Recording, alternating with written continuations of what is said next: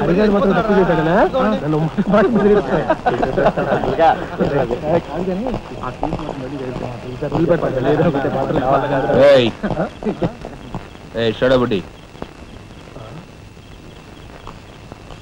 ఏంటి సార్? ఎక్కడి నుంచి రాస్తున్నారు? అమ్యూజ్మెంట్ పార్క్ నుంచి. టికెట్లు ఎక్కడ? టికెట్లు చింపేసి కదండి లోపలికి పంపిస్తారు. ఏంట్రా లాజికల్ మాట్లాడుతున్నావు?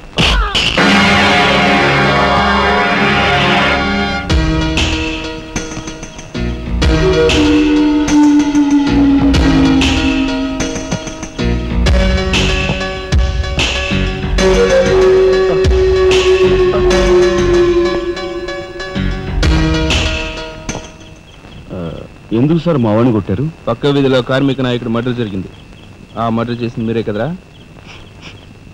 ఏంట్రోయ్ డ్యూటీ దిగిపోతూ మందు కొట్టి ఇంటికి వెళ్తున్నారేమో డౌట్ వచ్చి. ఏంట్రా కూర్చోవ్?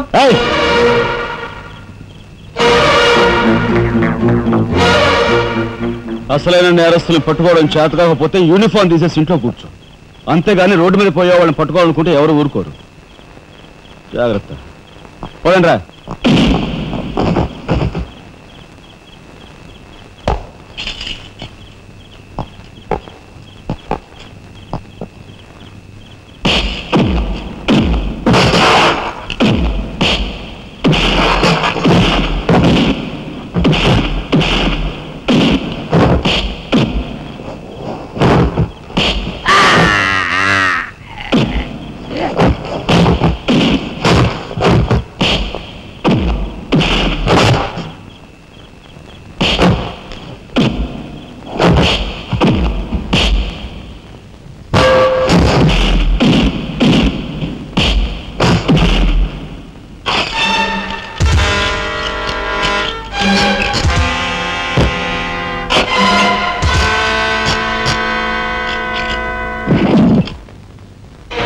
పోలీస్ ఇన్స్పెక్టర్ అయ్యి ఉండి వాళ్ళతో దెబ్బలు తింటాను నీకు సిగ్గులేదు?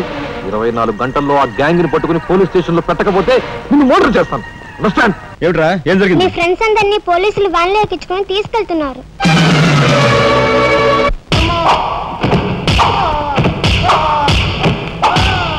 కార్మిక నాయకుడిని చంపింది మీరే, నన్ను ఒప్పుకుంటారా లేదా?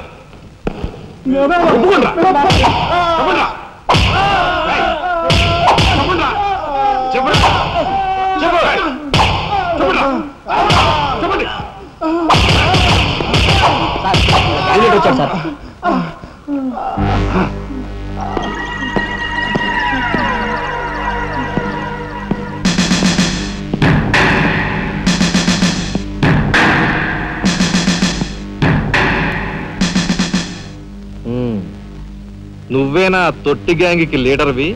తొట్టి గ్యాంగ్ కాదు, అనుకుంటే ప్రాణాలు తోడే గ్యాంగ్. ప్రాణాలు తోడే గ్యాంగ్. అందుకే ఆ కార్మిక నాయకుడు ప్రాణాలు తోడేశారు. అవునా? ఏమిటి? మర్యాదగా నేరం ఒప్పుకో, లేకపోతే మేమేం చేస్తాం మాకే తెలియదు. మీకే తెలీదా? పాపం ఆయనకే తెలియదంట. ఏమిట్రా వెటకారం? ఉండేలా ఉంది. మర్యాద రాగి నోరు పారేసుకున్నావో చెయ్యి చూడు ఎంత రఫ్ గా ఉంది. రఫ్ పాడించేస్తాను.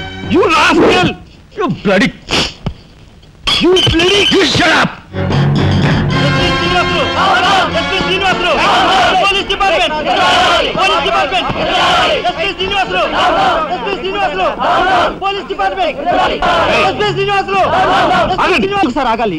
కార్మిక నాయకుడిని చెప్పింది ఏకాంబరమేనని నేను జర్నలిస్ట్ గా పేపర్ లో రాశాను కూడా. ఆ విషయం ఊరందరికీ తెలుసు. అయినా మీరు ఎందుకు యాక్షన్ తీసుకోండి? ఏమంటా కబుర్లు చెప్తున్నావు? కబుర్లు కాదు, జనం దగ్గర ఉన్నవి కంకర్రాళ్ళు. ఒక కార్మిక నాయకుడు దారుణంగా హత్య చేయబడితే మీ డిపార్ట్మెంట్ ఏం చేస్తుంది అని ఈ జనం మిమ్మల్ని నిలదీయడానికి వచ్చారు. దోషుల్ని లోపల పెట్టి తగిన విధంగా శిక్షించి అసలు విషయం రాబడుతున్నాం. ఇందులో మీరు వచ్చారు. ఎవరండి దోషులు? నిరుద్యోగులైన యువకులు మీ పోలీసు వాళ్ళకి దోషుల్లా కనిపిస్తున్నారా? నిజమైన దోషులు ఎవరో నేను చెప్తాను. నా దగ్గర కొన్ని ఆధారాలు ఉన్నాయి. మీకు చావుంటే చేయగల దమ్ముంటే వాళ్ళని పట్టుకోండి. అంతేకాని అమాయకులు నిర్బంధించి రాక్షసంగా ప్రవర్తిస్తే మా పత్రికా లోకం చూస్తూ ఊరుకోదు. నిజాన్ని నిర్భయంగా రాసి దేశానికి సార్ చెప్తుంది. సభాష్ మిస్టర్ దాశరథి, మీలాంటి జర్నలిస్టుల వల్ల నిజంగా దేశానికి ఎంతో మేలు జరుగుతుంది. Thank you very much. నిజానిజాలు తెలుసుకోకుండా ఇలా పశువులా ప్రవర్తించి మీ పోలీస్ డిపార్ట్మెంట్ పరువు తీయకు. సిగ్గుచేటు. పోలీస్ డిపార్ట్మెంట్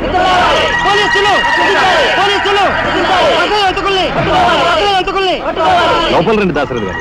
మీ దగ్గర ఉన్న ఆధారాలతో చట్టానికి సహకరించండి. రండి. కమ్.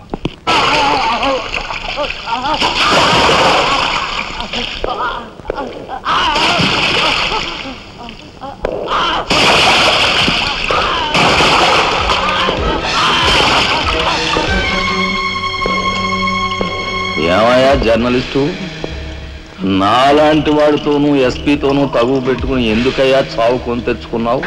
మనిషిని చంపటం ఆటవికం. You are right. అందుకేనయ్యా నువ్వంటే నాకు చాలా ఇష్టం. చచ్చిపోయే ముందు కూడా ఇలా రెచ్చిపోవడం దేశంలో ఎంతమందికి సాధ్యం? తమ్ముడు, వీడు దేశానికి పనికొచ్చే జర్నలిస్ట్లా ఉన్నాడు. వదిలిపెట్టేద్దామా? ఊరుకోనయ్యా, మనల్ని ఎండగట్టి వాడి పేపర్ సర్క్యులేషన్ 3,000 నుంచి 30,000 పెంచుకున్నాడు. చాలా. తమ్ముడు చెప్పింది నిజమే. మమ్మల్ని బజారుకి ఇచ్చి నీ పేరు ప్రతిష్టలు పెంచుకున్నావు. మరి మా పరువు ప్రతిష్టలు కూడా మేము కాపాడుకోవాలి కదా. అయినా మనిషిని చంపేయడం అంటే సరే కానీ.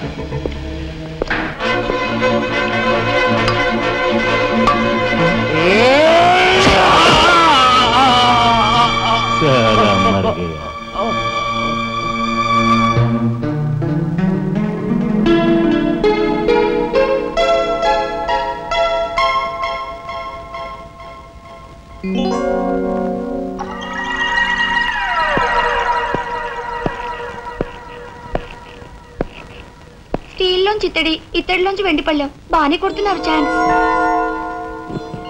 బంగారు పళ్ళెం గుద్దే ఛాన్స్ కూడా నాకు వస్తుంది.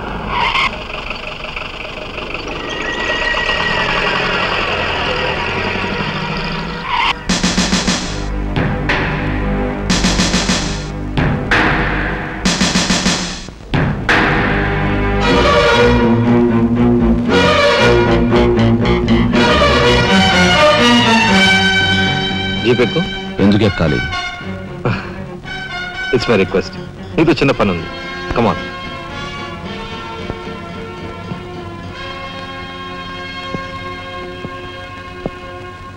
మీరు ఆడుకునే ఈ స్థలానికి నన్ను ఎందుకు రమ్మన్నట్టు? ఈ ఆటకి మన జీవితానికి చాలా దగ్గర సంబంధం ఉంది కాబట్టి. ఈ రెడ్ బాల్స్ ఉన్నాయి చూసావు, ఇవి మామూలు జనం అన్నమాట. ఇక ఈ pink, blue, black, yellow, brown, green ఇవన్నీ సిటీలో కాస్త పలుకుబడి ఉన్న వ్యక్తులు. ఇకపోతే ఈ వైట్ బాల్ నేనన్నమాట. ఇందులో ఏ బాల్నైనా కదిలించే కెపాసిటీ, కావాలనుకున్న కార్నర్లోకి తోసేసే కెపాసిటీ ఈ తెల్ల బంతికి ఉందన్నమాట. అంటే నాకు. దీన్ని తెల్ల బాలు అంటారు, క్యూ బాల్ అంటారు. ఓహో, ఓసారి క్యూ ఇటిస్తారా? దగ్గరగానే ఉందిగా, తీసుకో. నేను అడిగింది ఆ క్యూని. నువ్వట. రా రా. వచ్చాను. ఏం కావాలి? నేను అడిగింది ఈ క్యూని, నిన్ను కాదు.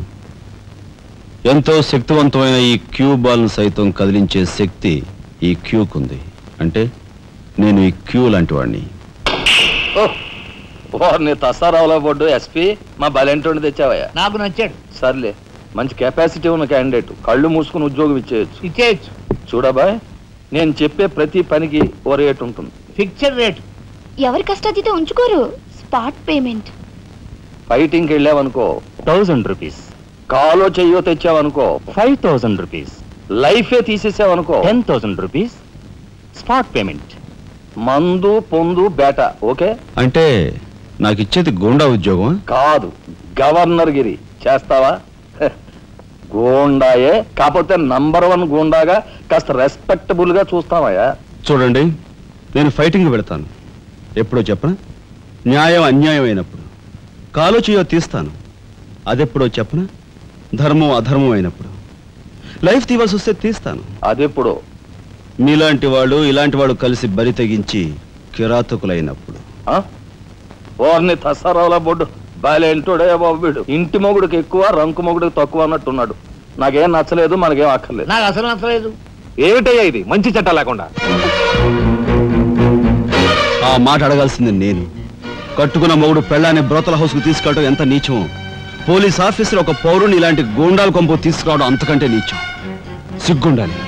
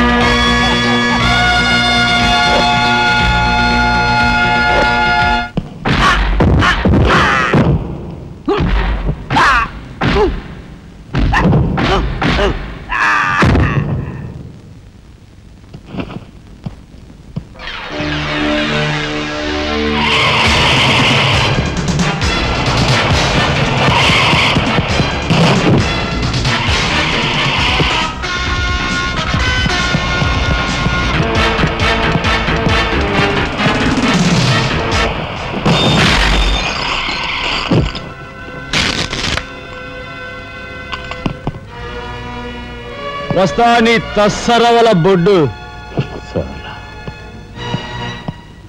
అన్నయ్య ఇక లాభం లేదు. పండేసేనా?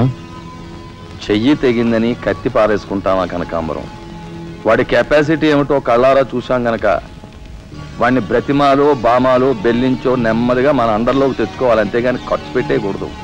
నిజమే, అలాంటి కెపాసిటీ ఉన్నవాడిని ముసలి వాళ్ళైతే పెంచుకోవాలి, పడుచు వాళ్ళైతే ఉంచుకోవాలి. ఓసిని తస్సరవల లడ్డు మరి పెద్ద పెద్ద డైలాగులు చెప్పేస్తున్నావు. ఇంతకీ నీ కెపాసిటీ యాస్ట్రోకి ఎక్కువ, డస్ట్బిన్కి తక్కువ.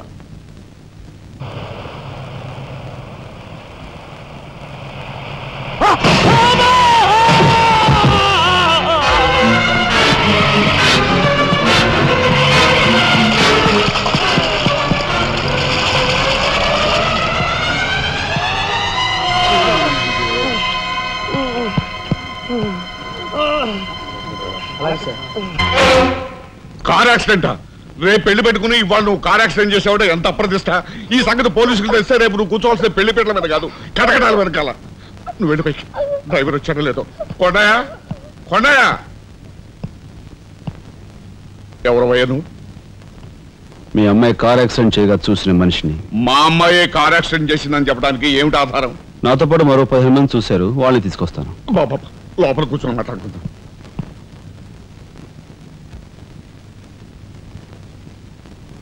బాబు, రేపే మా అమ్మాయి పెళ్లి. ఈ సంగతి నలుగురికి తెలిస్తే దాని పెళ్లి అయిపోయి మా ఇంటి పరువు పోవడమే కాకుండా బంగారం లాంటి దాని భవిష్యత్తు నాశనం అయిపోతుంది. అందుకని ఈ కేసు నెత్తి మీద వేసుకునే మనిషి ఎవరైనా దొరుకుతాడేమోనని. దొరికితే చెయ్యన్నారు వాడిని ఎత్తినేసి వాడికి అన్యాయం చేద్దామనా? అన్యాయం చేయను బాబు, వాళ్ళు ఎంత అడిగినా ఇస్తాను. అంతేకాకుండా దెబ్బ తగిలే హాస్పిటల్లో ఉన్న పేషెంట్కి అయ్యే ఖర్చంతా నేను భరిస్తాను. నిర్లక్ష్యంగా కారు నడిపి ఓ మనిషి అవిటివాడైపోవటానికి కారకుడయ్యాడు కనుక కోణిదెల రాజారాం అనే ఈ ముద్దాయికి ఐపీసీ సెక్షన్ 348 క్రింద 6 నెలలు కఠిన కారాగార శిక్ష విధించటమైనది.